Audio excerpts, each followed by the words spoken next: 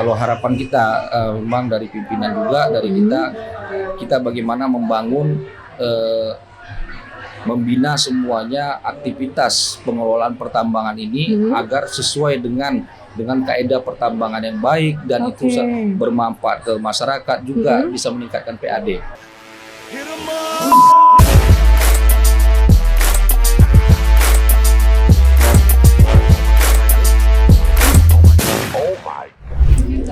Assalamualaikum warahmatullahi wabarakatuh.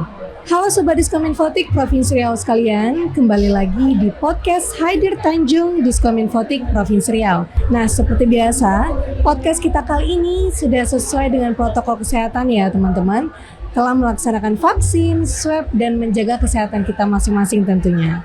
Nah, karena kali ini kita akan membahas mengenai pengelolaan sumber daya pertambangan. Yolan sudah kedatangan tamu spesial nih di samping Yolan, yaitu Bapak Ismon Diondo Simatupang, selaku Kabid Mineral dan Batubara, Dinas Energi dan Sumber Daya Mineral. Apa kabar Bapak? Sehat. Alhamdulillah. Sehat selalu ya Pak ya? Sama-sama. Nah, karena kita akan membahas mengenai pengelolaan sumber daya pertambangan. Nah, mungkin pertanyaan pertama, kita akan menanyakan nih Pak, apa saja sih kewenangan Dinas Energi Sumber Mineral Provinsi Riau di sektor pertambangan mineral dan batubara ini Pak?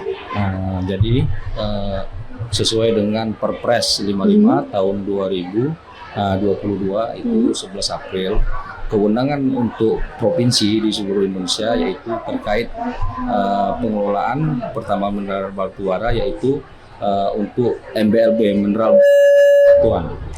Itu atau yang dulu yang kita kenal dengan Galian C. Galian C, oke.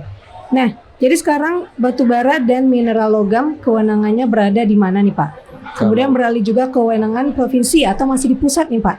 Kalau untuk batubara dan logam itu di pusat karena sejak tahun 2020 itu karena ada Undang-Undang Nomor 3 tahun 2020 kewenangan ditarik semua ke pusat. Ditarik semua ke pusat. Jadi sekarang kewenangannya berada di pusat ya Pak ya?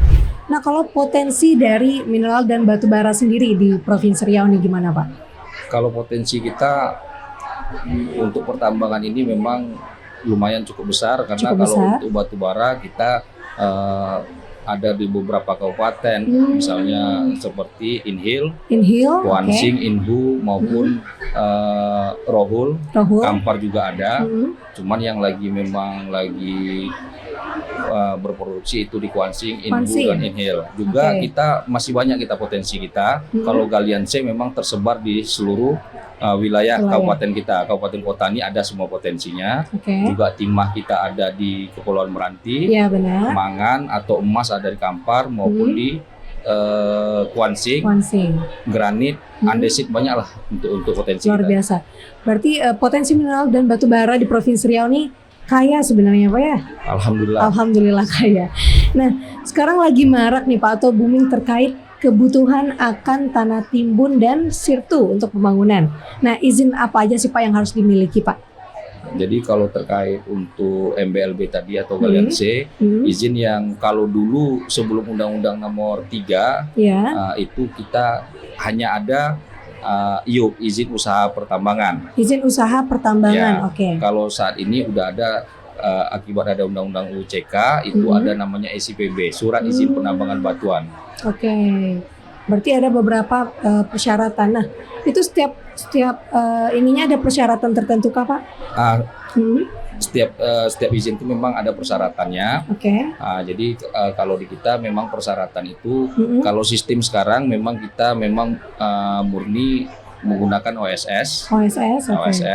Jadi itu si pelaku bisa mengupload mendaftarkan nanti ke OSS untuk memiliki akun dan kalau untuk mengetahui persyaratannya itu bisa langsung mendatangi mungkin Dinas SDM atau dari OSS tadi atau melihat dari situs kita itu minerba.go.id. Jadi bisa langsung cek di websitenya ya Pak ya. Nah, kita tahu Pak bahwa 2 tahun kemarin nih kita dilanda pandemik, di mana beberapa dinas kewalahan, ada beberapa kegiatan yang tidak bisa dilaksanakan. Nah, kalau dari Dinas Energi dan Sumber Daya Mineral sendiri, apa ada kendala Pak selama masa pandemi kemarin Pak? kalau pandemi kemarin memang kendala kita karena keundangan semua ditarik pusat Oke. sejak 2020. Mm-mm. Jadi itu terhitung 10 Juni 2020 ditarik semua ke pusat, Mm-mm. dan kita memang baru dialihkan di sini sejak tadi saya katakan tadi 11 April 11 2022. April. Oke, berarti ketika pandemik itu dialihkan ke pusat semua Ke ya Pak ya? pusat semuanya. Berarti di dinas agak kewalahan gitu ya Pak ya? Stop lah kita dulu Stop, kalau oke. kita nih. Nah, kalau untuk perizinan tadi Pak, apakah perorangan bisa memiliki izin Pak? Secara perorangan? Kalau saat ini tidak bisa perorangan, Oh, jadi tidak dia bisa. harus badan usaha, Mm-mm. mungkin berbentuk CV, PT ataupun koperasi. Oke, berarti harus ada CV, koperasi ataupun PT. PT. Ya. Oke, berarti belum bisa secara perorangan ya Pak ya? Bukan belum bisa, memang tidak bisa. Oh, memang tidak bisa. bisa. Oke. Nah, bagaimana mekanisme permohonan perizinan sektor minerba di bawah kewenangan provinsi ini, Pak? Jadi seperti yang saya sampaikan tadi, Mm-mm. jadi pemohon bisa mengambil informasi dulu, Oke. mungkin ke website kita tadi atau mendatangi dinas. Mm-mm. Setelah itu dia mendaftarlah untuk mendaftarkan akun ke OSS. Nanti OSS. dia setelah daftarkan Mm-mm. diupload nanti semua persyaratan Mm-mm. di OSS. Nanti peran kita sebagai dinas SDM, kita lah yang memverifikasinya layak atau tidak izin ini oke. persyaratan ini untuk dinaikkan. Mm-mm. Setelah nanti layak, baru kita nanti berkoordinasi dengan PTSP, turun ke lapangan bersama-sama, mengeluarkan berita acara, baru pertek, baru nanti dari PTSP yang mengeluarkan SK-nya. Dari PTSP yang mengeluarkan Ya, SK-nya ya. sendiri. Oke, nah intinya izin keluar berarti sudah boleh beraktivitas apa belum Pak? Atau ada rentan waktunya kah atau bagaimana? Jadi setelah izin keluar SK, itu dia harus memenuhi kebutuhannya. Oke. Jadi kalau yang saya bilang tadi untuk IUP atau izin usaha pertambangan, Mm-mm. mereka harus memiliki dulu RKB eksplorasi, Oh, laporan oke. eksplorasi, setelah itu FS-nya dengan dokumen lingkungan, Iya. baru naik ke OP, baru dia harus memenuhi seperti RKB operasi produksi, rencana reklamasi pasca tambang, dan pengesahan KTT. Mungkin ada 9 tahap. 9 tahap luar biasa banyak juga ya Pak ya? Setelah itu kalau sekarang model baru SIPB itu dia hanya 3 tahap. 3 tahap apa Iya. aja tuh Pak? Dia pengesahan pengawas operasional, setelah itu dokumen rencana tambang dan dokumen lingkungan hidup sesuai peraturan perundang-undangan. Oke. Baru dia bisa beraktivitas. Beraktivitas berarti ada tiga tahap tadi ya Pak Ya, ya? 3 tahap. Oke, nah bagaimana sih Pak bentuk pembinaan dan pengawasan yang dilakukan nih oleh dinas teknis seperti Dinas SDM Provinsi Riau untuk para pelaku usaha pemegang izin sektor minerba ini Pak? Jadi kita pengawasan kita ini sekarang kita berkolaborasi juga dengan Kementerian SDM itu melalui Inspektur Tambang. Oke. Nanti kalau untuk pengawasan teknis itu lebih condong ke Inspektur Tambang. Nanti kalau untuk pengawasan berusahanya itu ke kita pembinaan. Kita lebih condong ke pembinaannya. Oke, biasanya pembinaan seperti apa aja sih Pak yang dilakukan oleh dinas sendiri Pak? Jadi pembinaan itu kita selalu mengecek, misalnya kita melakukan per triwulan atau per semester mereka harus ada mengirimkan laporan ke kita apa aktivitas mereka, berapa nanti misalnya mereka produksi, apa kebutuhan kewajiban pajaknya mereka terlaksana. Jadi setelah itu apa perannya ke sosial budaya, semua kita perhatikan di situ. Oke, berarti ada beberapa tahapan juga ya Pak ya. Nah, kalau bagaimana bentuk koordinasi nih Pak yang dilakukan oleh Dinas SDM sendiri dan DPM PTSP dalam memberikan pelayanan perizinan sektor minerba ini Pak?